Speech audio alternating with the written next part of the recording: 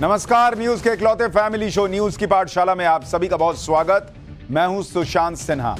ये वो पाठशाला जहां सबकी क्लास लगती है। और सबसे पहले आपको रोज की तरह बता दूं कि आज पाठशाला में आपके लिए क्या क्या लेकर आया हूं और कौन कौन सी क्लास लगने वाली है। राम मंदिर का भव्य कार्यक्रम खराब करने के लिए कौन षड्यंत्र रच रहा है, आज इसके बारे में बात होगी। शंकराचार्य नहीं आ रहे, अधूरा मंदिर, मोदी को रोकने के लिए क्या क्या झूठ बोले गए हैं, आज एक एक का फैक्ट बता दूंगा ताकि आप किसी झांसे में ना फंसे। सोनिया खड़गे राहुल तो नहीं जाएंगे, तो फिर आज कांग्रेसी अयोध्या क्यों पहुंचे थे, इसका चैप्टर भी है। इसके अलावा बाबरी ढांचा गिरा दिया पर राम मंदिर वहां बना ही नहीं रहे, 3 किलोमीटर दूर बना रहे हैं क्या, इस दावे का सच क्या है यह भी आपको बताऊंगा। इसके अलावा राहुल फिर यात्रा निकाल रहे हैं, मोदी बैठकर अमृत पी रहे हैं। अब वो अमृत क्या है जो मोदी पी रहे हैं उसके बारे में आपको बताऊंगा। और पीएम मोदी की नई फोटो आई है, सब राहुल की यात्रा कैसे भूल गए इसके बारे में बात होगी। रामलला की मूर्ति की वो डिटेल आ गई है जिसे सुनकर मूर्ति के आपको दर्शन हो जाएंगे। चोटी से रथ खींचकर अयोध्या पहुंच रहे बाबा की अनोखी कहानी बताऊंगा। राम नाम का असल मतलब क्या है, क्या आप जानते हैं, आज इसके बारे में बात होगी। भगवान विष्णु को क्यों लेना पड़ा राम अवतार, 2 श्राप और 2 वरदान की कहानी भी आपको सुना। और आखिर में किस्सा अनसुना, धोनी की शादी में सुरेश रैना ने धोनी के ही कपड़े क्यों पहने थे यह भी बताऊंगा। और पाठशाला का यूनिट टेस्ट भी है, वो क्यूआर कोड स्कैन करना है, सही जवाब देना है 2 सवालों का, जो पाठशाला में जो बताऊंगा उसी से जुड़े हुए सवाल होंगे और फिर आपको इनाम दूंगा। लेकिन सबसे पहले दिन भर की बड़ी खबरों का रिवीजन, उसके बाद पहला चैप्टर।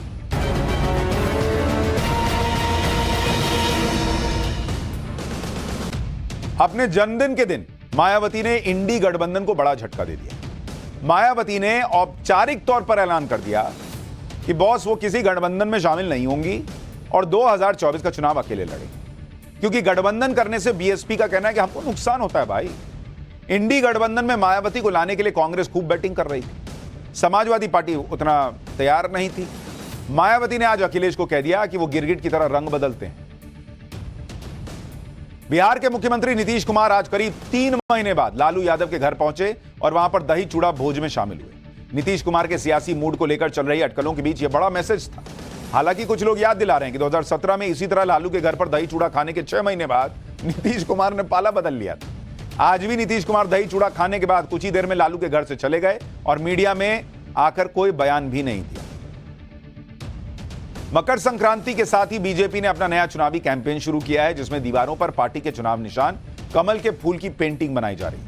दिल्ली में बीजेपी अध्यक्ष जेपी नड्डा ने कमल के फूल की पेंटिंग बनाकर वॉल राइटिंग कैंपेन की शुरुआत की। यह कैंपेन बीजेपी गांव-गांव, शहर-शहर करने वाली है, जिसमें दीवारों पर कमल के फूल बनाए जाएंगे और नारे लिखवाए जाएंगे। आम आदमी पार्टी और कांग्रेस के बीच पहला चुनावी समझौता हो गया है। समझौते के मुताबिक आम आदमी पार्टी चंडीगढ़ मेयर का चुनाव लड़ेगी और कांग्रेस डिप्टी मेयर का चुनाव लड़ेगी। चंडीगढ़ मेयर चुनाव में 35 पार्षद वोट डालेंगे। बीजेपी के पास 14 पार्षद और 1 सांसद का वोट है, जबकि आम आदमी पार्टी के पास 13 पार्षद और कांग्रेस के 7 पार्षद हैं। कुछ दिन पहले ही केजरीवाल मल्लिकार्जुन खड़गे से मिले थे और इस मीटिंग में राहुल गांधी मौजूद थे। आदिवासियों के लिए पीएम मोदी की नई योजना पीएम जनमन की पहली किश्त आज जारी कर दी। इस योजना से 1 लाख लोगों को फायदा होगा। इस योजना से आदिवासियों के लिए पक्के मकान और दूसरी बुनियादी सुविधाएं उन तक पहुंचाई जा सकेगी। आदिवासी समाज की जिंदगी बेहतर करने के लिए पीएम जनमन पर सरकार करीब 24,000 करोड़ रुपए खर्च करेगी। सचिन तेंदुलकर डीप फेक का शिकार हो गए। सचिन ने सोशल मीडिया पर अपना डीप फेक वीडियो शेयर करते हुए सबको सावधान किया कि भैया ये नकली वीडियो है, इसमें चेहरा और आवाज मेरी है। और सचिन एक गेमिंग ऐप का प्रचार करते हुए इस वीडियो में दिख रहे हैं। उनकी बेटी भी इस समय ये गेम खेल रही है, कहा जा रहा है। सचिन ने ऐसे डीप फेक वीडियो पर जल्द से जल्द एक्शन लेने की अपील की है, जिससे भ्रामक सूचना को फैलने से रोका जाए। इंडिगो की फ्लाइट में कैप्टन को मुक्का मारने वाले पैसेंजर पर एफआईआर दर्ज हो गई है। फ्लाइट के बार बार डिले होने के अनाउंसमेंट से पैसेंजर बड़ा गुस्से में था। यह फ्लाइट से उतारने को कह रहा था कि हमको उतार दो, नहीं ले जा सकते हो। लेकिन प्रोटोकॉल के मुताबिक एक बार फ्लाइट के डोर बंद हो जाते हैं तो फिर किसी पैसेंजर को थोड़ी उतारते हैं। तो दिल्ली से गोवा की यह फ्लाइट थी, सुबह 7:40 पर जानी थी। पैसेंजर सुबह 7 बजे फ्लाइट में बैठ गए, लेकिन कोहरे की वजह से शाम को 5:30 बजे टेक ऑफ हुआ। भाई इतना गुस्से में था, जाकर मार दिया पायलट को मुक्का। अब हो गई एफआईआर। नोएडा की सोसाइटी में कुत्तों को लेकर मारपीट का नया वीडियो आया है, जिसमें एक महिला एक व्यक्ति की पिटाई करते हुए दिख रही है। आरोप है कि एक कुत्ते को बिना डॉग मास्क के घुमाया जा रहा था। इस पर एक व्यक्ति ने कुत्ते के ओनर से इस बात पर टोक दिया कि भाई मास्क क्यों नहीं पहनाए हो। आरोप है कि इससे नाराज होकर महिला ने उस व्यक्ति की ही पिटाई कर दी। तो ये हो गया दिन भर का रिवीजन। अब पाठशाला की पहली क्लास का वक्त है, लेकिन उससे पहले आप नोट कर लीजिए कि रोज की तरह पाठशाला में आज भी यूनिट टेस्ट होगा।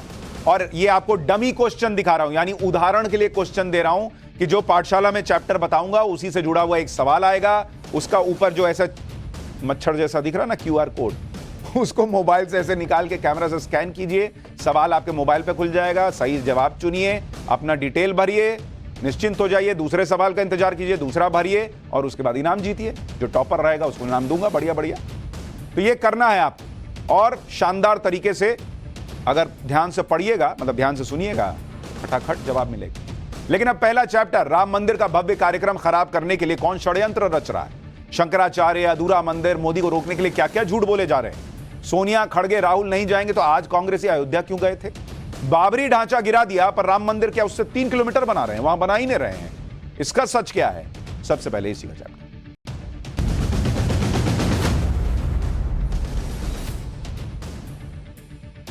पूरे देश में इस वक्त राम मंदिर को लेकर जबरदस्त माहौल बना हुआ है। राम भक्त एक तरह से जनवरी में दिवाली मना रहे हैं, लेकिन इस पावन अवसर से भी कुछ लोगों को इतनी दिक्कतें हो रही हैं, इतनी दिक्कत हो रही है कि कैसे भी करके प्राण प्रतिष्ठा के कार्यक्रम में अड़चन डालने की कोशिशें हो रही। नहीं होता है कि शादी में, घर में शादी है, बहुत बढ़िया माहौल चल रहा है, लेकिन परिवार के कुछ लोग होते हैं जिनको यह बर्दाश्त नहीं होता कि घर में इतना अच्छा कार्यक्रम कैसे चल रहा है, सब खुश कैसे हैं। वो तमाम प्रयास करते हैं कि कुछ गड़बड़ हो जाए। और ऐसे ही लोग अपने देश में भी हैं। ये वो लोग हैं जो किसी भी कीमत पर यह नहीं देखना चाहते कि नरेंद्र मोदी राम मंदिर की प्राण प्रतिष्ठा करें, वहां पर मूर्ति की। इसलिए तरह तरह की बातें कही जा रही, तरह तरह के भ्रम फैलाए जा रहे हैं, तरह तरह की अफवाहें फैलाई जा रही। जैसे अगर आप देखिए, कभी कहा जा रहा है कि यह धार्मिक नहीं बल्कि बीजेपी और आरएसएस का राजनीतिक कार्यक्रम हो रहा है बॉस। तो राहुल गांधी जो भारत जोड़ो यात्रा करते हैं और उसमें तमाम लोग आते हैं, फोटो खिंचवाते हैं, पत्रकार भी चले जाते हैं, तो वो बड़ा राजनीतिक कार्यक्रम नहीं होता है। राम मंदिर का कार्यक्रम हो रहा है तो वो धार्मिक नहीं, राजनीतिक कार्यक्रम हो गया। कभी कहा जा रहा है कि चुनावी फायदे के लिए अधूरे मंदिर में नरेंद्र मोदी प्राण प्रतिष्ठा करवा दे रहे हैं, मंदिर तो बना ही नहीं है। बताइए, तौबा तौबा, ऐसा हो सकता है क्या? इसका भी सच बताऊंगा। कभी कह रहे हैं कि विधि विधान से प्राण प्रतिष्ठा नहीं हो रही, चारों शंकराचार्य देखिए कार्यक्रम में नहीं जा रहे हैं। कभी कह दिया जा रहा है कि राम मंदिर की जगह अस्पताल बनाना चाहिए था, बीमार हो गए तो अस्पताल जाओगे या मंदिर जाओगे। लेकिन जब भगवान राम का काम हो रहा है तो ये सब झूठ कहां टिकने वाले हैं। प्रभु राम का कार्यक्रम है, झूठ बोल रहे हैं, कृपा बरस रही है, धप से झूठ उड़ जा रहा है। सारे झूठ एक एक करके ध्वस्त हो रहे हैं। और पाठशाला में प्रभु श्री राम का नाम लेकर जो झूठ आप तक अभी तक बना हुआ है आपके अंदर, उसको मैं फैक्ट के साथ आज ध्वस्त कर दूंगा।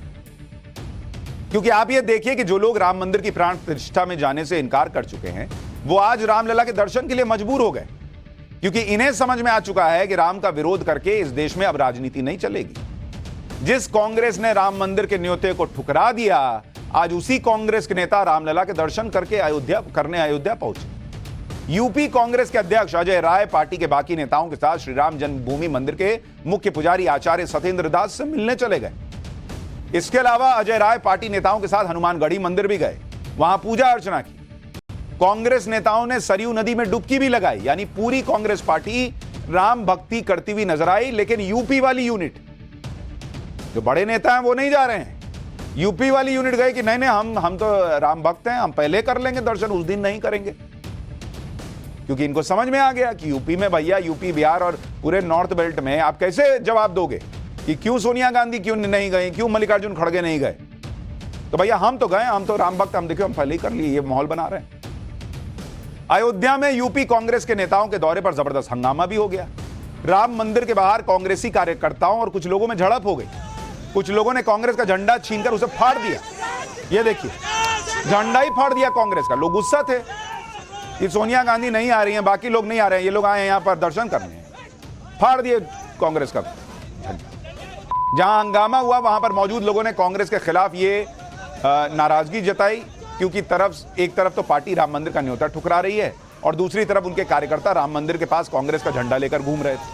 अगर झंडा लेकर घूमना ही है तो सनातन का झंडा उठाओ। पब्लिक नाराज थी। देखिए वहां क्या हुआ, फिर आगे की बात बताते हैं।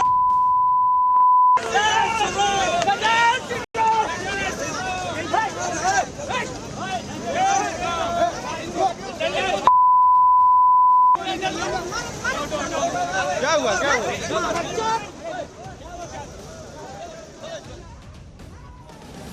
पीछे से पब्लिक की आवाज आ रही है कि मारो इसको। मारा पीटी नहीं करना है, लेकिन ये लोगों का गुस्सा है कि झंडा फाड़ दो। राम मंदिर को लेकर विपक्ष बार बार चारों शंकराचार्यों का भी नाम लेकर प्रधानमंत्री नरेंद्र मोदी को घेर रहा है। यह माहौल बनाया जा रहा है कि प्राण प्रतिष्ठा विधि विधान से नहीं हो रही, इसीलिए चारों शंकराचार्य नाराज हैं और उन्होंने प्राण प्रतिष्ठा से दूरी बना ली। यह भी कहा जा रहा है कि नरेंद्र मोदी के प्राण प्रतिष्ठा करने से भी शंकराचार्य नाराज हैं कि मोदी जी काहे करेंगे भाई, जबकि सनातन धर्म में सर्वोच्च स्थान रखने वाले अलग अलग शंकराचार्य इस बात का खुद खंडन कर रहे हैं कि वो राम मंदिर को लेकर नरेंद्र मोदी या उनकी सरकार से नाराज हैं। लेकिन आप सोशल मीडिया पर देख रहे होंगे, खूब आपके पास भी मैसेज आ रहा होगा, बताइए शंकराचार्य नहीं जा रहे और ऐसे कार्यक्रम में जाएंगे हम लोग क्यों? क्योंकि जो नहीं जा रहे हैं उनको कुछ तो बहाना बनाना है, तो शंकराचार्य के ऊपर डाल दिए। शंकराचार्य खुद कह रहे हैं कि अरे भैया हमको कोई दिक्कत नहीं है। टाइम्स नाउ ने भारत को दिए खास इंटरव्यू में द्वारका पीठ के पीठाधीश्वर जगत गुरु शंकराचार्य स्वामी श्री सदानंद सरस्वती ने बताया कि नाराजगी जैसी कोई बात ही नहीं है। सभी शंकराचार्य राम भक्त हैं, मंदिर निर्माण चाहते हैं। उन्होंने यह भी माना कि देश में कोई भी सरकार रहती तो उसके प्रमुख राम मंदिर के उद्घाटन पर जाते ही जाते। सुनिए शंकराचार्य क्या कह रहे हैं। यह जो कार्यक्रम है राम जन्मभूमि तीर्थ न्यास के द्वारा आयोजित है और इस समय देश की कोई भी सरकार होती उस सरकार को उसमें शामिल होकर के व्यवस्था करनी ही होती है। ये सरकार का शासन का उत्तरदायित्व है कि वहाँ कई तरह की व्यवस्थाएं हुआ करती हैं।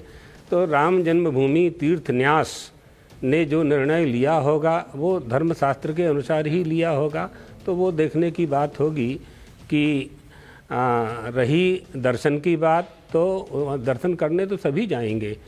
प्रधानमंत्री नरेंद्र मोदी जी जा रहे हैं और जनता भी जाएगी दूसरे दिन से, 23 तारीख से तो सभी जाएंगे।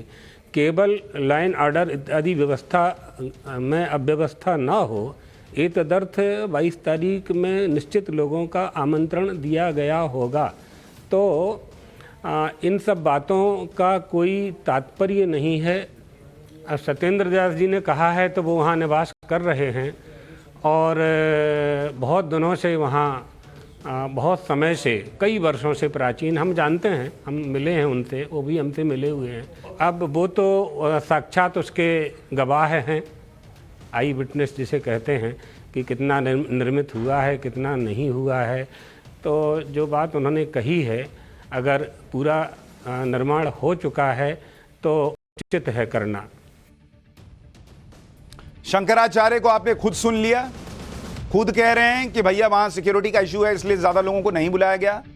शंकराचार्य खुद कह रहे हैं कि हम में कोई नाराजगी नहीं है।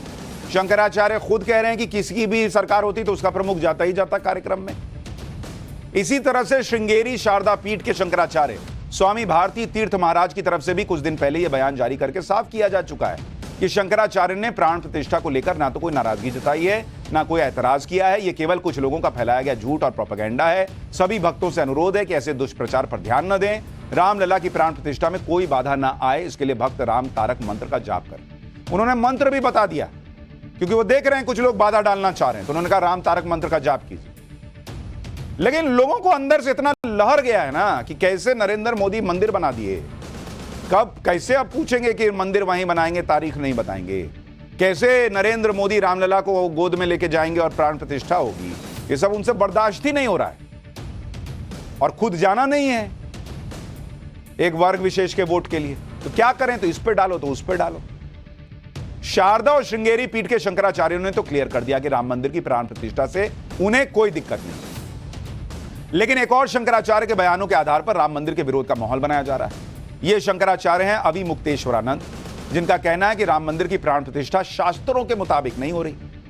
लेकिन कुछ लोग ये अविमुक्तेश्वरानंद के बारे में कह रहे हैं कि वो तो पीएम मोदी का आज ही नहीं पहले से विरोध करते आए हैं। अविमुक्तेश्वरानंद 2014 से ही नरेंद्र मोदी का विरोध करते रहे। 2018 में काशी कॉरिडोर के बनने के खिलाफ उन्होंने आंदोलन चलाया था। उन्होंने यहां तक कह दिया था कि औरंगजेब ने जो किया वो मोदी कर रहे हैं। 2019 में भी अविमुक्तेश्वरानंद ने पीएम मोदी का विरोध किया था। अविमुक्तेश्वरानंद के बारे में माना जाता है कि वो कांग्रेस के करीबी, इसलिए कई लोग अब ये मानते हैं कि राम मंदिर को लेकर उनकी जो राय है वो मोदी विरोध से प्रभावित लग रही, क्योंकि बाकी शंकराचार्य को तो नहीं है दिक्कत। अधूरे मंदिर में प्राण प्रतिष्ठा की बात उठाकर जो विरोध किया जाता है, उन बातों को तो खुद संत समाज ही खारिज कर रहा है। जगत गुरु रामभद्राचार्य जी ने कहा है कि जिस गर्भगृह में रामलला विराजमान होंगे वो बन गया है, बाकी मंदिर आगे बनता रहेगा, इसमें दिक्कत क्या है? एक बार आप रामभद्राचार्य जी को सुनिए, फिर ये अधूरे मंदिर को लेकर जो माहौल बनाया जा रहा है उसका सच भी आपको बताता हूं। शास्त्र के अनुसार यही है, गर्भगृह में राम जी गर्भगृह का मंदिर पूरा हो गया, इससे भगवान स्थापित हो रहे हैं, अब ऊपर बनता रहेगा। और पुनर्वसु नक्षत्र भी है, त्रेता की छाया है, बहुत उचित है। और प्रधानमंत्री उसके लिए केवल दुग्ध आहार कर रहे हैं, अन्न नहीं लेंगे, 11 दिन तक वो अन्न नहीं ले रहे हैं। क्या ऐसा कोई प्रधानमंत्री देखा आपने? राम मंदिर को लेकर अब एक नया प्रोपेगेंडा शुरू हो गया, क्योंकि ये पिछला फेल होता है तो ये लोग नया निकाल के लाते हैं कि राम मंदिर तो वहां बन ही नहीं रहा है जहां रामलला प्रकट हुए थे। राम मंदिर तो 3 किलोमीटर दूर बन रहा है। अब ये नया नाटक शुरू किया गया है। अब जो ये आरोप लगाए जा रहे हैं उसमें सच क्या है, ये आपको आज पाठशाला में मैप के जरिए बताता हूं, क्योंकि कुछ लोगों का दावा है कि बाबरी ढांचा जो था, जो गिराया गया, वहां तो बन ही नहीं रहा है राम मंदिर, उसके 3 किलोमीटर दूर बन रहा है। मैं आपको फैक्ट्स बताता हूं, जरा तस्वीरें डालिए, आपको साफ साफ नजर आएगा कि क्या हो रहा है और क्या नहीं हो रहा है। जरा इस तस्वीर को पहले देखिए जो आपको दिखा रहा हूं। ये जो आप हिस्सा देख रहे हैं, ये 70 एकड़ जमीन है, 70 एकड़ जमीन। और ये जो आप हिस्सा देख रहे हैं, ऐसा ये वाला, ये हिस्सा जो मैंने लाल से किया, इसको जूम करके दिखा रहे हैं ना, ये 2.77 एकड़ की विवादित जगह है। और ये आप देखिए, ये 3 आपको गुंबद मैंने दिखाए, ये दिखा रहे हैं, जरा इसको जूम करके दिखाइए। 3 गुंबद हैं जो बाबरी ढांचे के थे। अब एग्जैक्टली राम मंदिर जो बन रहा है वो इसी जगह पर बन रहा है बॉस। और आप कहेंगे कि ये कैसे मैं कह रहा हूं, मैं आपको दिखाता हूं। अब दूसरी तस्वीर डालिए कि कहां पर ये मंदिर बन रहा है, उसको लेकर ये दूसरी तस्वीर देखिए। ये एक और मैप है, इसको भी जरा समझिए। ये जरा जूम करके दिखाइए। यहां पर सीता रसोई, यहां देखिए राम चबूतरा, और ये पूरा विवादित स्थल। और मुख्य गुंबद जो बाबरी मस्जिद का था, ये जो आप वाई लिखा हुआ देख रहे हैं, यहां पर मुख्य गुंबद था, यहीं पर रामलला प्रकट हुए थे। अब ये देखिए, ये जो विवादित एरिया है चौकोर वाला, ये आप देख लिया, और ये एरिया बीच में यहां पकड़ के रखिए, यहीं पर रामलला प्रकट हुए थे कहा जाता है। अब तीसरी तस्वीर डालिए जहां पर राम मंदिर बन रहा है। ये देखिए तीसरी तस्वीर, ये रामलला का जो मंदिर बन रहा है उसका मैप है। और ये जो मैंने आपको शुरू में तस्वीर दिखाई थी, ये एग्जैक्टली वही चीज है। देखिए, ये जो मैंने आपको दिखाया था, ये वही उसी एरिया में जो मैंने आपको मैप दिखाया था, ये वही एरिया बना हुआ है। और इसमें ये देखिए, ये जो आप देख रहे हैं, ये है राम मंदिर। ये जो मैंने लाल से किया, ये राम मंदिर बन रहा है। यानी राम मंदिर एग्जैक्टली उसी जगह पर बन रहा है जहां पर बाबरी ढांचे का सेंट्रल डोम था। यानी जहां पर वो 3 जो गुंबद थे बाबरी ढांचे के, जो बीच वाला गुंबद था, वो बीच वाला गुंबद इसी बिल्कुल जगह पे था जहां राम मंदिर बन रहा है। और आप सोचिए लोग झूठ क्या फैला रहे हैं कि 3 किलोमीटर दूर बना रहे हैं। बताइए, झूठे बाबरी ढांचा तोड़वा दिया और ये वो, मतलब जिसके मन में जो आ रहा है, षड्यंत्र रचो, झूठ फैलाओ, भ्रम भरो, लोगों के अंदर जो है इतनी खुशी है, इसको नष्ट कर दो। इन तीनों तस्वीरों को अगर आप एक साथ देखेंगे, आपको क्लियर कट समझ में आएगा। अब इन तीनों तस्वीरों को एक साथ देखिए। ये तीनों तस्वीरें आपको एक साथ दिखा रहा हूं, इसको देखिए। ये बाबरी मस्जिद यहां हुआ करती थी, जूम करके दिखाइए भैया। ये बाबरी मस्जिद यहां हुआ करती थी, ये विवादित एरिया में। यही वो विवादित एरिया है जहां पर मुख्य बीच वाला डोम हुआ करता था और यहीं रामलला प्रकट हुए थे। और ये नीचे तीसरा देखिए, एग्जैक्टली ये देख रहे हैं ना, ये मैप का एरिया देखिए, ऊपर से जिस तरह का बना हुआ है वही एरिया यहां पर है। और यहां राम मंदिर ये जगह पे बन रहा है जहां पर ये सेंट्रल डोम था, ये सेंट्रल डोम। यानी आप तीनों तस्वीरों को एक साथ देखेंगे, आपको समझ में आ जाएगा कि एग्जैक्टली उसी जगह पर ये राम मंदिर बन रहा है। अब पूरा जोर इस बात पर लगा दिया गया है कि कैसे राम मंदिर को लेकर कोई ना कोई विवाद खड़ा किया। इसी वजह से राम मंदिर को लेकर राजनीति हो रही है। और हम आपको फैक्ट्स इसलिए बता रहे हैं क्योंकि अगर आप ये सच नहीं जानेंगे तो आपकी जो खुशी है उसमें भंग पड़ेगा। कभी न्योते को लेकर राजनीति होती है, कभी अजब गजब बयान दिए जाते हैं। बिहार सरकार में मंत्री तेज प्रताप यादव कह रहे हैं कि भगवान राम उनके सपने में आए थे और बोले कि 22 जनवरी को मैं अयोध्या जाऊंगा ही नहीं क्योंकि वहां ढोंग हो रहा है। एक बार लालू जी के बड़े बेटे को सुन लीजिए। कोई जरूरी है कि जिस दिन 22 तारीख को कर रहा है उसी दिन राम जी आएंगे? नहीं आएंगे उस दिन राम जी, हमको सपना दिया। 4 शंकराचार्य हैं, उनको भी सपना आया है, हमको भी सपना में आए हैं राम जी। हमको तो सपना में आ गया, राम जी खुद बोले हैं ये सब ढोंग कर रहा है, हम उस दिन आईबे नहीं करेंगे। राम जी इनके सपने में आके ये बोल दिए कि सब ढोंग कर रहा हम उस दिन आईबे नहीं करेंगे। लेकिन जब इन्हीं के सरकार में जुड़े हुए लोग, इन्हीं से जुड़े हुए लोग जब रामचरितमानस का अपमान कर रहे थे, तब प्रभु श्री राम इनके सपने में नहीं आए थे। तब इनको समझ में नहीं आ रहा था कि रामचरितमानस का अपमान हो रहा है और ढोंगी कौन है। एक तरफ इंडी गठबंधन की ज्यादातर पार्टियां नरेंद्र मोदी का नाम लेकर राम मंदिर की प्राण प्रतिष्ठा का बॉयकॉट कर रही हैं। दूसरी तरफ इंडी गठबंधन में ही शामिल अरविंद केजरीवाल की पार्टी को अचानक राम मंदिर से पहले बजरंगबली की याद आ गई। आम आदमी पार्टी ने ऐलान किया है कि दिल्ली की सभी विधानसभाओं में मंगलवार यानी कल सुंदरकांड के पाठ का आयोजन होगा। हर महीने के पहले मंगलवार को आम आदमी पार्टी सुंदरकांड और हनुमान चालीसा का आयोजन करेगी। इस आयोजन में आम आदमी पार्टी के विधायक से लेकर पार्षद तक शामिल होंगे। ओ भैया, अब इनको याद आ रहा है कि हनुमान जी की पूजा होनी चाहिए। वैसे कोई भी राजनीतिक दल या व्यक्ति किसी भी भगवान का पाठ कराने को स्वतंत्र है, लेकिन आम आदमी पार्टी के केस में इस तरह की घोषणा इसलिए हैरान करती है क्योंकि एक वक्त ऐसा भी था जब आम आदमी पार्टी के प्रमुख अरविंद केजरीवाल ऐसी बयानबाजी करते थे जिससे राम मंदिर बनाने का विरोध साफ झलकता था। भाई अपनी नानी के हवाले से कहते थे, सुनिए अरविंद केजरीवाल का पुराना बयान, पहले क्या बोलते थे राम मंदिर पे। का ध्वंस हुआ तो मैंने नानी से पूछा, नानी अब तो आप बड़े खुश हो गए, अब तो आपके भगवान राम का मंदिर बनेगा। कहती है ना बेटा, मेरा राम किसी की मस्जिद तोड़ के ऐसे मंदिर में नहीं बस सकता। पहले ऐसी बातें होती थी, अब हनुमान जी के भक्त बन गए। राम मंदिर पर नरेंद्र मोदी का विरोध करते हुए यह दलील दी जा रही है कि प्रधानमंत्री मोदी तो चुनाव की वजह से अधूरे मंदिर में प्राण प्रतिष्ठा करवा रहे हैं। यह वाला भी आप खूब सुने होंगे, यह मंदिर तो बनवे नहीं किया, चुनाव के चक्कर में मोदी जी कर रहे हैं। इसका सच भी आपको बताता हूं। सच यह है कि राम मंदिर बनने का रास्ता 5 साल पहले ही सुप्रीम कोर्ट के फैसले से क्लियर हुआ।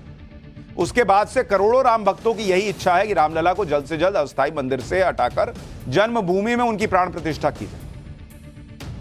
लोगों को रामलला टेंट में रह रहे थे, यह पसंद आ रहा था, लेकिन गर्भगृह बन जाएगा पर एकदम कोने की चीज नहीं बनेगी, इतना सा बना है, उतना बना है, इतना बना है, तब गिन रहे हैं, अब समझ में आ रहा है। टेंट में रामलला रह रहे थे तब नहीं समझ में आ रहा था।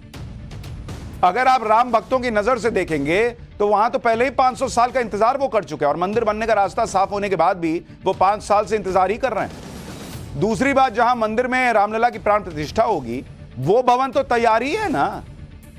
यह बात भी समझनी चाहिए कि राम मंदिर में हर दिन लाखों भक्तों के आने का अनुमान है, तो इतना बड़ा मंदिर फेज वाइज ही ना बनेगा, एक साथ तो नहीं बन सकता। और रामलला बने हुए मंदिर के बने हुए गर्भगृह में रहें तो इनको दिक्कत है, टेंट में रहें सालों साल तो कोई दिक्कत नहीं। गजब बात करते हैं। अच्छा, अगर पूरा मंदिर बनने का इंतजार कीजिएगा तो रामलला को 30 महीने का इंतजार और करना पड़ेगा। राम मंदिर के उद्घाटन का मुहूर्त निकालने वाले पंडित गणेश्वर शास्त्री के मुताबिक 22 जनवरी का दिन शुभ मुहूर्त है, इसलिए उस तारीख को चुना गया है। यह नरेंद्र मोदी ने कोई तारीख नहीं चुन ली। भाई लोग कह रहे हैं कि इलेक्शन के लिए किया, अरे तो इलेक्शन के लिए करते तो फरवरी मार्च में ना करते, बहुत जब इलेक्शन और नजदीक आ जाता। 22 जनवरी को क्यों करेंगे? शुभ मुहूर्त की तारीख को चुनने में 1 हफ्ते से भी ज्यादा का वक्त लगा है पंडित गणेश्वर शास्त्री के मुताबिक। मुहूर्त तय करने में सबसे जरूरी यह देखना होता है कि 9 में से कम 5 ग्रह अनुकूल होने चाहिए। जो मुहूर्त निकाला गया है उसमें 6 ग्रह अनुकूल है, यानी मिनिमम रिक्वायरमेंट से भी ज्यादा रिक्वायरमेंट फुलफिल हुई है। पंडित गणेश्वर शास्त्री ने बताया कि जो मुहूर्त और लगन तय हुआ है उसमें अगर श्री राम प्रतिष्ठित होंगे तो देश में सरस्वती की कृपा बरसेगी। यानी नरेंद्र मोदी ने चुनाव के लिए जल्दी जल्दी में नहीं किया, ऐसा मुहूर्त था कि देश में सरस्वती जो है वो बरसेंगी, लक्ष्मी बरसेंगी, इसलिए यह किया गया। लेकिन उसमें भी तमाशा, उसमें भी हंगामा। फिर भी अगर इस देश में कुछ लोगों को लगता है कि पहली बार देश में चुनावी फायदे के लिए किसी अधूरे मंदिर का उद्घाटन हो रहा है और यह हिंदू परंपराओं और मान्यताओं के खिलाफ है, तो ऐसे लोगों को गुजरात के सोमनाथ मंदिर की कहानी सुनाता हूं। आजादी के बाद प्राचीन सोमनाथ मंदिर का पुनर्निर्माण किया गया था। आपके सामने सोमनाथ मंदिर की दो तस्वीरें हैं। एक तस्वीर 1951 की है, जब सोमनाथ मंदिर का उद्घाटन हुआ था। तब सोमनाथ मंदिर पूरा नहीं बना था, आप देखिए कैसा दिख रहा है, लेकिन मंदिर का गर्भगृह तैयार था। और 11 मई 1951 को तत्कालीन राष्ट्रपति राजेंद्र प्रसाद जी की मौजूदगी में सोमनाथ भगवान के शिवलिंग की प्रतिष्ठा, प्राण प्रतिष्ठा की गई थी। दूसरी तस्वीर तब की है जब सोमनाथ मंदिर साल 1965 में काफी हद तक लगभग बनकर तैयार हो गया, यानी प्राण प्रतिष्ठा पहले हो गई थी और मंदिर 14 साल बाद बना। तब तो किसी ने नहीं पूछा उस वक्त की सरकार से कि आपने ऐसा कैसे कर दिया, राष्ट्रपति क्यों चले गए प्राण प्रतिष्ठा में। आप देखिए उस वक्त की तस्वीर आ रहा हूं, गर्भगृह बना था, पूरा मंदिर नहीं बना था। पूरा मंदिर 14 साल बाद बनके तैयार हुआ। अब सोचिए अगर सोमनाथ मंदिर के भी पूरा बनने का इंतजार होता तो 14 साल या उससे ज्यादा का इंतजार करना पड़ता। सोमनाथ मंदिर के बनने की पूरी टाइमलाइन आपको याद दिलाता हूं। सबसे पहले 13 नवंबर 1947 को सरदार पटेल सोमनाथ मंदिर के टूटे हुए हिस्से को देखने गए थे। फिर 19 अप्रैल 1950 को सौराष्ट्र के तत्कालीन मुख्यमंत्री UN डेबार ने भूमि खनन विधि के साथ पूजा की।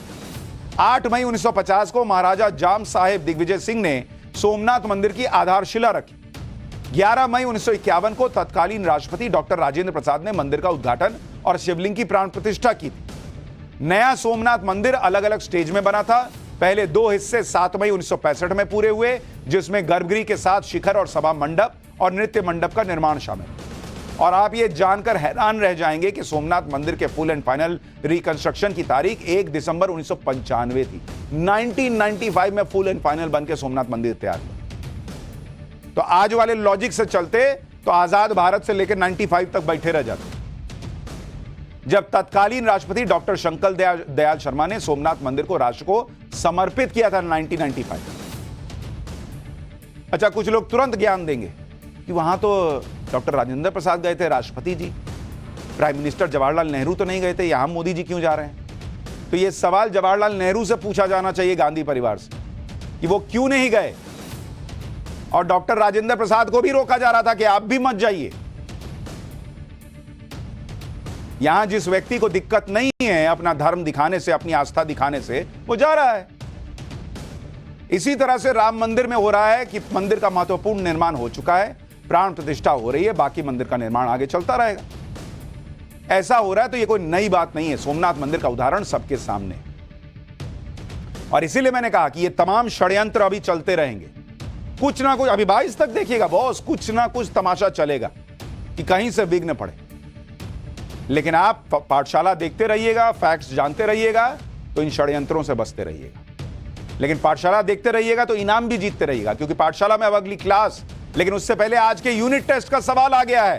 पहला सवाल, 2 सवाल पूछता हूं, पहला सवाल, और आपको इस सवाल का स्कैन करके सही जवाब देने के लिए अपना फोन इस्तेमाल करना है, उसका कैमरा खोलना है और QR कोड स्कैन करना है। आज का पहला सवाल स्क्रीन पर डालिए, देखें कितने लोग जो हैं वो पहला चैप्टर बहुत ध्यान से सुने हैं। अभी 2 मिनट में पता चल जाएगा कि कितना सही जवाब आ रहा है और उसमें से टॉपर कौन कौन है। तो पहला सवाल जो है हमने आपसे ये पूछा है इस यूनिट टेस्ट में कि 1951 में गुजरात के अर्धनिर्मित सोमनाथ मंदिर में प्राण प्रतिष्ठा किसने की थी। पंडित जवाहरलाल नेहरू ने, ऑप्शन ए, सरदार वल्लभ भाई पटेल ने, ऑप्शन बी, ऑप्शन सी है डॉक्टर राजेंद्र प्रसाद, या फिर श्यामा प्रसाद मुखर्जी, ऑप्शन डी। ये क्वेश्चन नंबर 1 है, ऊपर 2 लिखा है, उस पर मत जाइएगा। क्वेश्चन नंबर 1 है, ऊपर ये जो आपको मच्छर जैसे दिख रहे हैं जिसके बीच में नव भारत लिखा हुआ है, वही QR कोड है। मोबाइल का कैमरा खोलिए, खटाखट जवाब देना शुरू कीजिए। सही जवाब देने वाले को इनाम मिलेगा और ये QR कोड लगातार आपकी स्क्रीन पर अभी आता रहेगा। थोड़ी दूर में क्वेश्चन नंबर 2 पूछूंगा जिसका जवाब भी आपको देना है। लेकिन अब पाठशाला में चैप्टर नंबर 2 का वक्त है। राहुल फिर यात्रा निकाल रहे हैं। मोदी बैठकर अमृत पी रहे हैं क्या? PM मोदी की नई फोटो आई और सब राहुल की यात्रा भूल गए क्या? अब इसका चैप्टर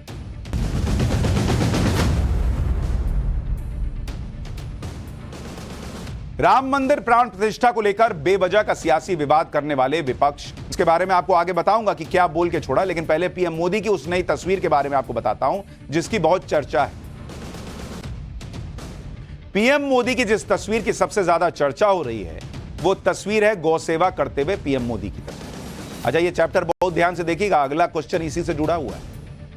मकर संक्रांति के अवसर पर पीएम मोदी ने अपने आवास पर गायों की सेवा की, गायों को गुड़, खिचड़ी और हरी घास खिलाई।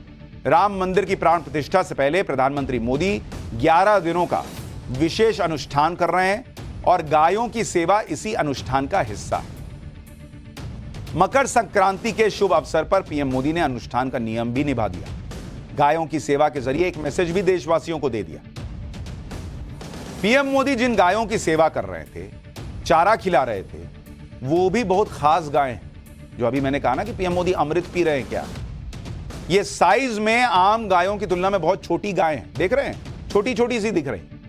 बकरी की साइज की गायों को देखकर लोग हैरान भी रह गए और इसी वजह से इस बात की चर्चा होने लगी कि क्या पीएम मोदी विदेशी गायों की सेवा कर रहे हैं क्या? ऐसी गाय तो अपने यहां नहीं होती। बहुत लोगों को पता ही नहीं है कि ये कौन सी गाय है भाई, बकरी जैसे साइज की। लोग सर्च करने लगे इंटरनेट पर कि ये कहां की गाय है। नरेंद्र मोदी विदेश की टूरिज्म सपोर्ट नहीं करते, विदेश की गाय को लेकर खिलाएंगे खाना। जिन गायों की सेवा प्रधानमंत्री मोदी ने की उनके बारे में आपको जानना चाहिए, क्योंकि कई लोग अभी भी ये पूछ रहे हैं कि आखिर इतनी छोटी गाय भारत में होती कहां है। पीएम मोदी ने पुंगनूर नस्ल की गायों की सेवा की है। बहुत लोगों को यह नस्ल पता ही नहीं। इन गायों की नस्ल का नाम है पुंगनूर। पुंगनूर नस्ल की गाय आंध्र प्रदेश के चित्तूर जिले में पाई जाती हैं ज्यादातर। पुंगनूर गाय को सभी गायों की मां कहा जाता है, यानी मदर ऑफ ऑल काउज। मतलब अगर आप गायों की जो प्रजातियां हैं उनमें अगर आप रेट करेंगे तो ये नंबर 1 पर आती है। इनको मदर ऑफ ऑल काउज कहा जाता है। इन गायों की ऊंचाई 1 से 3 फीट तक ही होती है। पुंगनूर गाय को पवित्र माना जाता है और ये बहुत सीधी होती हैं, यानी बहुत फ्रेंडली होती हैं। प्राचीन समय में ऋषि मुनि भी पुंगनूर नस्ल की गाय पालते थे। पुंगनूर गाय की देखभाल आसानी से हो जाती है। देश भर में 1000 के करीब पुंगनूर गायें ही बची हैं और इनकी नस्ल विलुप्त हो रही। अच्छा, ये इतनी ज्यादा मतलब पवित्र है और इनका दूध इतना बढ़िया होता है कि उस दूध को अमृत माना गया है भाई। और नरेंद्र मोदी के खुद के घर में प्रधानमंत्री आवास में ऐसी पुंगनूर गाय हैं। पुंगनूर गाय वर्ल्ड स्मॉलेस्ट कैटल ब्रीड में से एक है। ये गाय इतनी छोटी होती हैं कि आप घर पर भी इन गायों को पाल सकते। देखिए, ये देखिए, वोट मीटर भी आ गया। 27,000 वोट पड़ चुके हैं पिछले 5 मिनट में। तो आप भी QR कोड स्कैन कीजिए और वोट देते रहिए। तो मैं बता रहा था पुंगनूर गाय के बारे में कि पुंगनूर गाय इतनी छोटी छोटी है। मेरा तो अब स्क्रीन पे दिखाना तो छोटा दिखाया, और थोड़ा बड़ा कर लीजिए। तो वो घर में रह सकती है। मतलब शहर में आदमी गाय नहीं रख पाता ना भाई, कि हम कहां फ्लैट में रखेंगे। वो वाला वीडियो दिखाइए कैसे घर में घुस रहे हैं। ये देखिए, ये घर में आप पाल लीजिए भाई। इतनी छोटी छोटी प्यारी सी होती है, लेकिन ये विलुप्त हो रही है। और पीएम मोदी ने पुंगनूर नस्ल की गाय की सेवा करके बिना कुछ कहे संदेश दे दिया है कि विलुप्त हो रही इन गायों का संरक्षण पर भी ध्यान देना चाहिए। ये तस्वीरें आप देखिए, घर के अंदर कितनी गाय आ गई। अभी जो गाय होती हैं उनको आप एक लाइएगा तो घर भर जाएगा। यहां कितनी पुंगनूर गाय अंदर बैठी हुई हैं। बेड पर देखिए, बच्चे पुंगनूर गाय को बैठा के प्यार कर रहे हैं। लेकिन आप इस देश की विडंबना देखिए, 100 करोड़ हिंदू हैं, इतने सनातनी हैं, और करोड़ों को पता ही नहीं होगा कि ये पुंगनूर गाय। आप सोचिए कितनी खूबसूरत तस्वीर है बॉस। और नरेंद्र मोदी ने मैसेज दे दिया, क्योंकि लोग सर्च करने लगे। पाठशाला में हम आपको बता रहे हैं, अब लोगों को पता चला कि इनको तो घर में पाल सकते हैं, शहर में रख सकते हैं। और अभी इनके फायदे बताऊंगा तो भाई आपके कान से धुआं फेंक देगा कि हमको अभी तक पता नहीं था कि अपने देश में पुंगनूर गाय भी हैं। आप माथा पीट लेंगे कि हम लोग कहां रह गए। दरअसल पुंगनूर गाय में इसके अलावा और भी खूबियां हैं कि वो सीधी और कम हाइट की होती हैं और शहर में रह सकती हैं। ये सामान्य गाय से बिल्कुल अलग होती है। दरअसल पुंगनूर गाय 2 से 3 फीट ऊंची होती है। सामान्य गाय 4 से 5 फीट ऊंची होती है। पुंगनूर गाय एक दिन में 1 से 3 लीटर दूध देती है, जबकि सामान्य गाय एक दिन में 10 लीटर तक दूध दे देती है। पुंगनूर गाय के दूध में 8% फैट होता है, जबकि सामान्य गाय का दूध 3 से 4% से ज्यादा फैट नहीं होता उसमें। पुंगनूर गाय को घर के अंदर पाल सकते हैं, सामान्य गाय के लिए अलग जगह की जरूरत पड़ती है। पुंगनूर गाय एक दिन में सिर्फ 5 किलो चारा खाती है, सामान्य गाय एक दिन में 10 से 12 किलो चारा खाती है। पुंगनूर गाय 1 लाख से 10 लाख तक की मिलती है, महंगी आती है, जबकि सामान्य गाय 30,000 से 1 लाख रुपए में मिल जाती है। पुंगनूर गाय का दूध 400 से 500 रुपए लीटर बिकता है, 400 से 500 रुपए लीटर, जबकि सामान्य गाय का दूध 50 से 60 रुपए लीटर मिलता है। लेकिन यह दूध इतना महंगा इसलिए है क्योंकि पुंगनूर गाय के दूध को अमृत माना गया है बॉस। अमृत। हवा में कोई 400-500 रुपए लीटर बेचेगा और पब्लिक ले लेगी? अमृत है दूध पुंगनूर गाय का। फिर भी सोचिए इस देश में कितने लोगों को पुंगनूर गाय का पता है। वो पीएम मोदी फोटो ना डालते तो फिर किसी को पता भी नहीं चलता। बहुतों को पुंगनूर गाय को आंध्र प्रदेश में बहुत ही पवित्र गाय माना जाता है। तिरुपति बालाजी का प्रसाद पुंगनूर गाय के दूध से ही बनाया जाता है और उनका अभिषेक भी इसी गाय के दूध से किया जाता है। वैज्ञानिकों का तो यह भी दावा है कि पुंगनूर गाय के दूध में सोने यानी गोल्ड के तत्व पाए जाते हैं। जो गोल्ड का केमिकल साइन है AU, वो पुंगनूर गाय के दूध में भी मिलता है बॉस। नरेंद्र मोदी यही अमृत पीते हैं।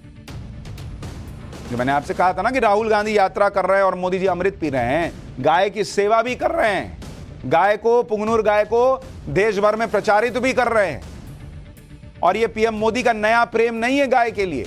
जब नरेंद्र मोदी गुजरात के मुख्यमंत्री थे तो उन्होंने गायों के लिए एक नई शुरुआत भी की थी।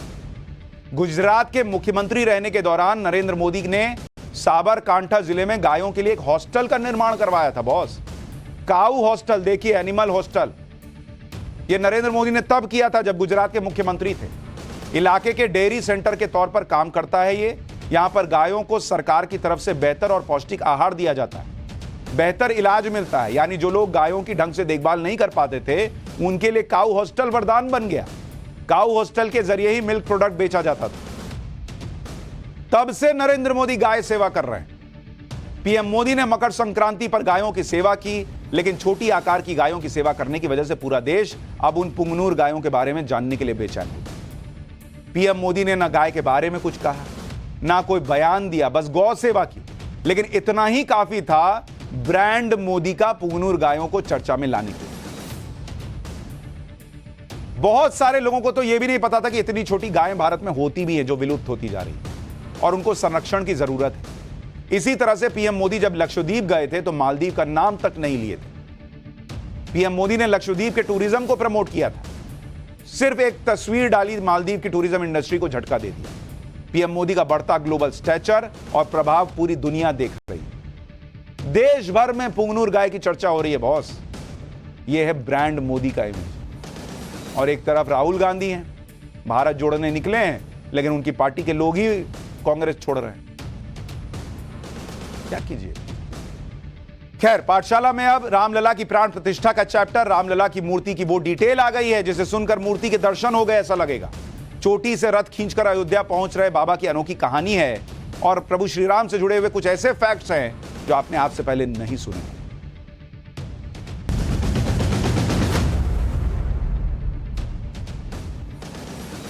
अयोध्या में बन रहे भव्य राम मंदिर में रामलला की प्राण प्रतिष्ठा की तैयारी पूरी हो चुकी है। प्राण प्रतिष्ठा के लिए सिर्फ 1 हफ्ते का वक्त बाकी रह गया है। अयोध्या और भारत ही नहीं, दुनिया भर में राम भक्तों को 500 सालों के बाद भगवान राम के गृह प्रवेश का इंतजार है। तो रामलला को लेकर गजब का माहौल इस वक्त देश में। अच्छा, खबर बता रहा हूं, अगला सवाल आने वाला है यूनिट टेस्ट का। कितने वोट पड़ गए वो भी जरा वोट मीटर डाल के लोगों को बता दीजिए। राम भक्त इस ऐतिहासिक पल का गवाह बनने के लिए बेताब है। प्राण प्रतिष्ठा के दिन को दिवाली के त्योहार की तरह मनाने की तैयारियां चल रही हैं देश में। कहीं कलश यात्रा में रामधुन गूंज रही है, कहीं राम भक्ति में धर्म को पीछे छोड़ मुस्लिम राम भक्त भी रामधुन गा रहे हैं, मुसलमान रामधुन गा रहे हैं। राममय हो चुके पूरे माहौल से जुड़ी एक तस्वीर आपको दिखाएंगे एक एक। लेकिन सबसे पहले भव्य राम मंदिर की लेटेस्ट तस्वीरें देख लीजिए। अयोध्या में राम मंदिर की भव्यता और सुंदरता की लेटेस्ट तस्वीर आ गई है, जिसमें राम मंदिर के बाहर की भव्यता देखते बन रही है। रोशनी से राम मंदिर के गर्भगृह की तरफ जाने वाली सीढ़ियां जगमगा रही हैं। सारे दरवाजे एक एक करके सोने के दरवाजे लगते चले जा रहे हैं और भव्य राम मंदिर बनकर ऑलमोस्ट तैयार हो गया, ये दिख रहा है। राम मंदिर के गर्भगृह में सोने के दरवाजे लगाने का काम भी पूरा हो गया है। सोने के दरवाजों की चमक ऐसी है कि लग रहा है कि पूरा मंदिर परिसर सोने की चमक से नहाया हुआ। प्राण प्रतिष्ठा की तैयारी पूरी हो चुकी है। अयोध्या में 22 जनवरी को रामलला की प्राण प्रतिष्ठा होगी, जिसके लिए कल से ही यानी 16 जनवरी से अनुष्ठान शुरू हो जाएंगे।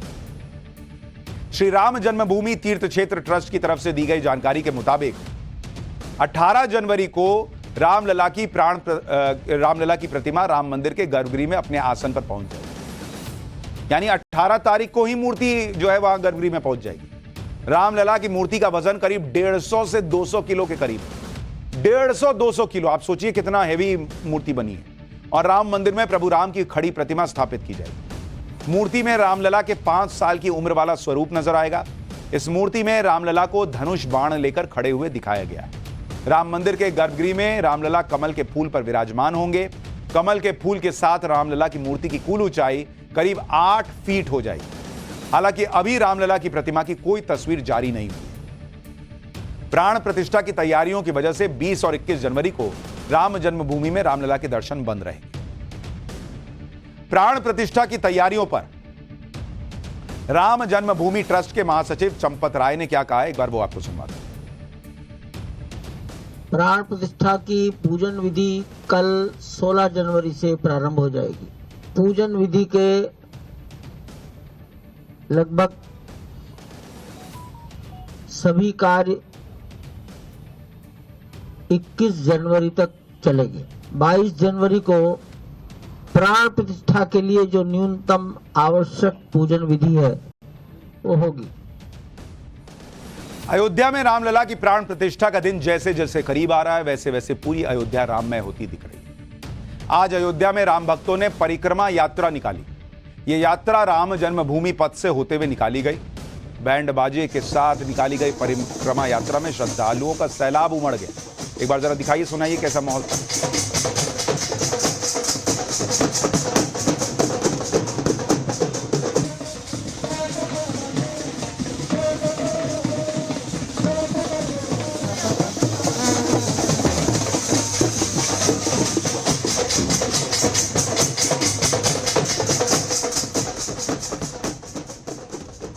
तो ये देखिए, बोलते बोलते 41,780 वोट आ चुके हैं। क्यूआर कोड स्कैन करते रहिए, वोट करते रहिए। अगला सवाल आने वाला है। राम जन्मभूमि पथ पर निकली परिक्रमा यात्रा पर अयोध्या से हमारी सहयोगी की एक रिपोर्ट भी इस बीच देख लीजिए। अयोध्या में हमारी मौजूदगी और देखिए इस वक्त की तस्वीर राम जन्मभूमि परिक्रमा यात्रा। और ये जो रास्ता आपको दिखाई दे रहा है, ये रास्ता राम जन्मभूमि पथ की ओर जाता है। यानी जहां पर अभी प्रभु राम लला विराजित है, जहां पर अस्थायी तौर पर प्रभु का आवास है और जहां पर जो लोग जाते हैं तो उस वक्त की ये तस्वीरें हैं। तो ये तस्वीर आप देखिए, राम जन्मभूमि परिक्रमा यात्रा ये निकल रही है प्रभु की ओर और नगर भ्रमण का ये पूरा कार्यक्रम। और ये तस्वीरें देखिए, ढोल बाजे नगाड़ों के साथ ये यात्रा प्रभु के अस्थायी आवास की ओर जा रही है। नया नया ये राम जन्मभूमि पथ बनकर तैयार हुआ है, जहां से लोग आएंगे जाएंगे दर्शनों के लिए। और यहाँ पर देखिए ये काउंटर्स बने हुए हैं, आरती के लिए पास काउंटर, लॉकर की फैसिलिटीज, ये सारी तस्वीरें। लेकिन राम जन्मभूमि पथ की ओर ये देखिए धीरे धीरे ये यात्रा राम जन्मभूमि पथ से होकर आगे बढ़ती हुई ये नया राम जन्मभूमि पथ बनकर तैयार हुआ है। अयोध्या बदल रही है, सज रही है, संवर रही है। ऐसा नहीं लग रहा है जैसे बारात निकलती है वैसे बारात निकली। माहौल ही ऐसा हो रखा है भाई। देश भर में, देश में लोग किस तरह भगवान राम की भक्ति में डूब चुके हैं, इसकी एक और तस्वीर देखिए ना। मध्य प्रदेश के दमोह जिले में रहने वाले महंत बाबा बद्री, बाबा बद्री अपनी चोटी से प्रभु श्री राम का रथ खींच रहे हैं। ये देखिए चोटी से। और आप ये जानकर हैरान रह जाएंगे कि बाबा बद्री सिर्फ कुछ मीटर की दूरी तक ये रथ नहीं खींच रहे हैं, बल्कि करीब 500 किलोमीटर तक राम रथ को इसी तरह अपनी चोटी से खींचेंगे। असल में 1992 में बाबा बद्री ने संकल्प लिया था कि जब अयोध्या में राम मंदिर बन जाएगा तो वो अपनी चोटी से राम रथ को खींचते हुए अयोध्या पहुंचेंगे। तब उन्होंने कसम खाई थी।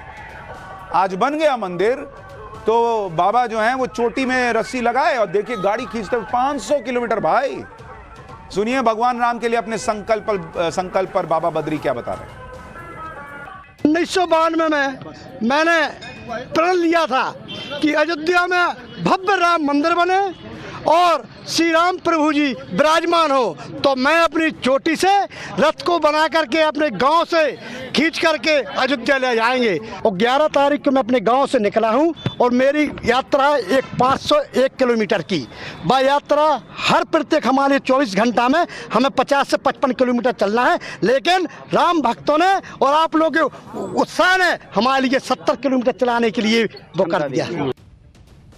और अब आगे बढ़ूं और आपको प्रभु श्री राम से जुड़ी हुई ऐसी बातें बताऊं जो आपने अब तक नहीं सुनी होंगी।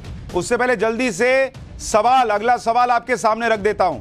पीएम मोदी ने जिस पुंगनूर गाय की सेवा की वो किस राज्य से जुड़ी हुई है? उत्तर प्रदेश, राजस्थान, तमिलनाडु या फिर ये डमी क्वेश्चन है, ये हटा दीजिए। ये डमी क्वेश्चन आ गया, इसको हटा दीजिए। पुंगनूर गाय की सेवा जिनकी सेवा प्रधानमंत्री मोदी ने की वो किस राज्य से जुड़ी है? Option A Uttar Pradesh, option B Rajasthan, option C Tamil Nadu या ऑप्शन डी आंध्र प्रदेश। अब इस क्वेश्चन को स्कैन कीजिए, जवाब दीजिए और इनाम जीतिए।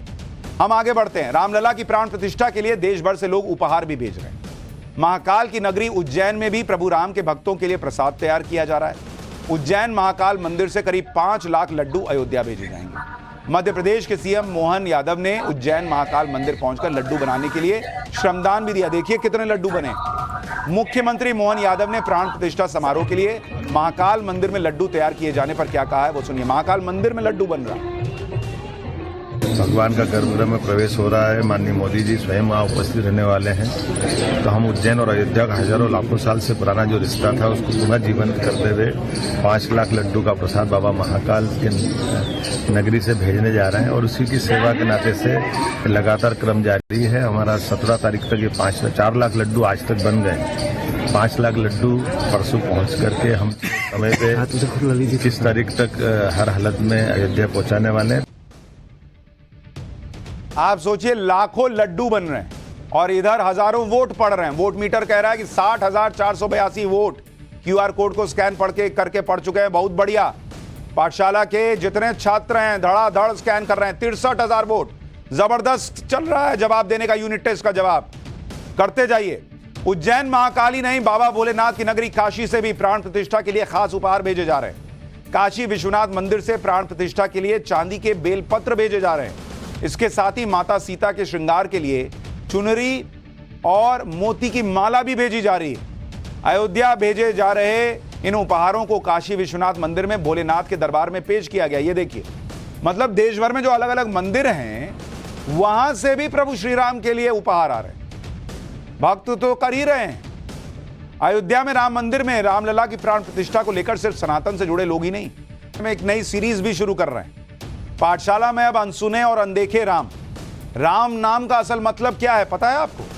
भगवान विष्णु को क्यों लेना पड़ा था राम अवतार? 2 श्राप और 2 वरदान की क्या कहानी है, आज इसके बारे में बताता हूं।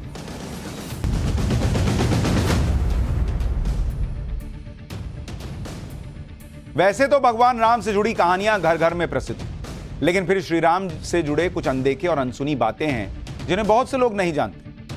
आज मैं आपको वो राम कथा बताऊंगा जो आपने पहले सुनी ही नहीं होगी। अनसुने और अनदेखे राम में आज सबसे पहले बात राम नाम की करेंगे।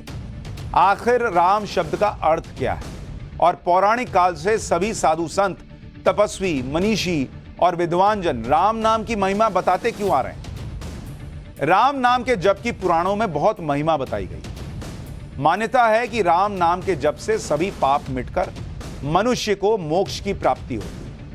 राम नाम के अर्थ के बारे में संतों और विद्वानों ने अपने अपने हिसाब से इसकी व्याख्या की। पौराणिक मान्यता के अनुसार भगवान राम का नामकरण रघुवंशियों के गुरु महर्षि वशिष्ठ ने किया, लेकिन राम का शाब्दिक अर्थ कोई एक है ही नहीं। ब्राह्मण संहिताएं कहती हैं कि रमन्ते सर्वत्र इति राम, यानी जो सभी जगह रमा हुआ है वो राम है। संस्कृत व्याकरण के अनुसार रम धातु में धय प्रत्यय के योग से राम शब्द बनता है। रम धातु का अर्थ रमण यानी निवास करना, जो प्राणियों के हृदय में निवास करते हैं, इसलिए राम है। इसके अलावा भक्त भी उनके मन में रमण करते हैं, यानी भक्त भी उनके मन में बसते हैं, इसलिए भी वो राम है। कुछ विद्वानों की व्याख्या है कि भगवान राम और उनके भाई जीवन के सर्वोच्च लक्ष्य धर्म, अर्थ, काम और मोक्ष के प्रतीक। भरत को धर्म का प्रतीक माना गया। शत्रुघ्न को अर्थ का प्रतीक, लक्ष्मण को काम का प्रतीक और भगवान राम को मोक्ष का प्रतीक बताया गया है। इसलिए राम नाम का एक अर्थ मोक्ष भी है।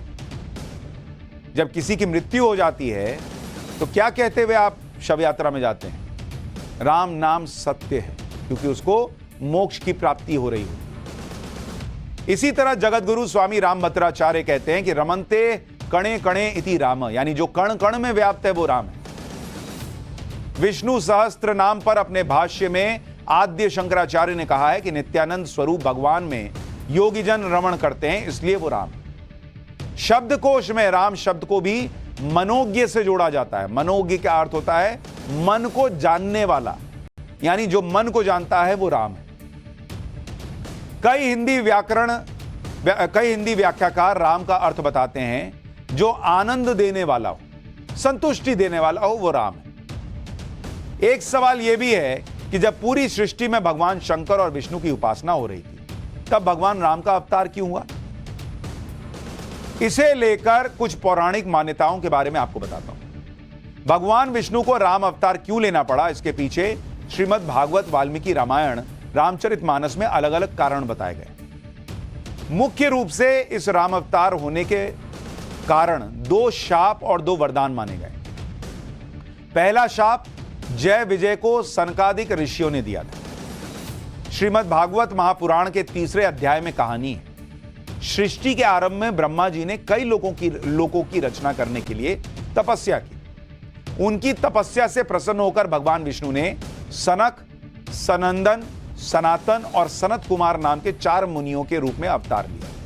ये भगवान विष्णु के पहले अवतार माने जाते हैं। वैकुंठ लोक में भगवान विष्णु के जय विजय नाम के 2 द्वारपाल थे। एक बार सनकादि मुनि उनके दर्शन करने वैकुंठ आए। जब सनकादि मुनि द्वार से निकलकर जाने लगे तो जय विजय जो द्वारपाल थे उन्होंने हंसी उड़ा दी और रोक लिया। सनकादिक मुनियों को यह बात बुरी लग गई। उन्होंने दोनों को 3 जन्म तक राक्षस योनि में जन्म लेने का श्राप दे दिया। क्षमा मांगने पर सनकादिक मुनि ने कहा कि तीनों ही जन्म में तुम्हारा अंत स्वयं भगवान श्री हरि करेंगे, यानी भगवान विष्णु करेंगे। 3 जन्म के बाद तुम्हें मोक्ष की प्राप्ति होगी। पहले जन्म में जय विजय ने हिरण्यकश्यप का रूप लिया और हिरण्याक्ष के रूप में जन्म लिया। भगवान विष्णु ने वराह अवतार लेकर हिरण्याक्ष का और नरसिंह अवतार लेकर हिरण्यकश्यप को मारा। दूसरे जन्म में ये लोग फिर राक्षस बने। जय विजय ने रावण और कुंभकर्ण का जन्म के तौर पर जन्म लिया। इनका वध करने के लिए भगवान विष्णु को प्रभु श्री राम का अवतार लेना पड़ा। तीसरे जन्म में दोनों शिशुपाल और दंत वक्र के रूप में पैदा हुए। इस जन्म में भगवान श्री कृष्ण ने इनका वध किया। यानी जय विजय को जो श्राप मिला था और बाद में उन्होंने माफी मांगी तो कहा गया कि ठीक है 3 बार तो तुमको कम से कम राक्षस बनना पड़ेगा और हर बार प्रभु तुम्हें जो है वो वध करेंगे। उस वजह से प्रभु श्री राम भी आए। और इस बीच आपको बता दूं कि 75,000 से ज्यादा वोट, मतलब आप देखिए पिछले 20-25 मिनट में 75,000। पाठशाला में अब किस्सा अनसुना। सुरेश रैना और टीम इंडिया के पूर्व कप्तान महेंद्र सिंह धोनी की दोस्ती किसी से छिपी तो है नहीं। धोनी जब टीम के कप्तान थे तो रैना को धोनी का काफी सपोर्ट मिला। धोनी और रैना की जोड़ी ने टीम इंडिया को कई मैचों में जीत दिलाई। आईपीएल में भी धोनी की कप्तानी में चेन्नई सुपर किंग्स के लिए दोनों साथ थे। सुरेश रैना ने धोनी की शादी के कई साल बाद इससे जुड़ा एक अनसुना किस्सा शेयर किया था। उन्होंने एक इंटरव्यू में बताया रैना ने कि साल 2010 में जब महेंद्र सिंह धोनी की शादी हुई तो धोनी ने अपनी शादी में सिर्फ रिश्तेदारों और करीबी दोस्तों को ही बुलाया। रैना ने बताया कि धोनी ने उन्हें फोन किया, पूछा कि हो कहाँ जी। इस पर रैना ने जवाब दिया कि मैं तो लखनऊ में हूँ। तो धोनी ने कहा कि मेरी शादी है, देहरादून आ जाओ, एकदम चुपचाप आना, किसी को बताना नहीं, इंतजार कर रहा हूँ मैं। न्योता मिलने पर सुरेश रैना बिना किसी को बताए नॉर्मल कपड़ों में देहरादून पहुंच गए। तो बारात के लिए तैयार होने का वक्त आया, कपड़ा तो ले नहीं गए थे। फिर तो रैना ने क्या किया कि धोनी की अलमारी खोली, धोनी के ही कपड़े निकाले और धोनी की शादी में धोनी के कपड़े पहन के शामिल हो गए। धोनी की शादी के करीब 13 साल बाद रैना ने यह दिलचस्प किस्सा शेयर किया जो सोशल मीडिया पर खूब वायरल हो रहा है।